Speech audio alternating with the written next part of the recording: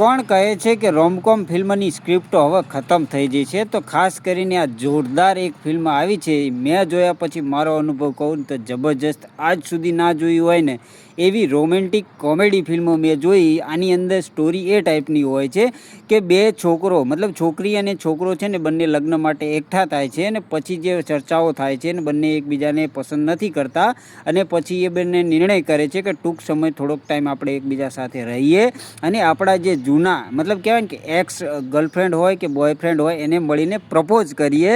જબરજસ્ત સ્ટોરીવાળી ફિલ્મ છે જે શરૂઆતથી એન્ડ સુધી તમને એક મિનિટ પણ બોર કરતી નથી અને બોલિવૂડ હોલિવૂડ બધાને ટક્કર આપે ને એ ટાઈપની આ માસ્ટરપીસ ફિલ્મ કહી શકાય એવી આ ફિલ્મ છે.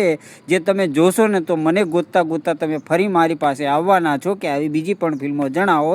તો ખાસ કરીને આ ફિલ્મનું નામ છે ને વિથ લવ નામની ફિલ્મ છે, જે તમિલ, તેલુગુ અને હિન્દીમાં પણ તમે ઓટીટીની અંદર જઈને જોઈ શકો છો. બાકી ફૂલ રિવ્યૂ છે ને મારી ચેનલની અંદર અવેલેબલ છે, જઈને જોઈ શકો છો. બાકી વિડીયો પસંદ આવ્યો હોય તો લાઇક કરવાનું ભૂલતા નહીં, ચેનલને સબસ્ક્રાઈબ કરવાનું ભૂલતા નહીં. ત્યાં સુધી બધાને ગુડ બાય ને ટેક કેર.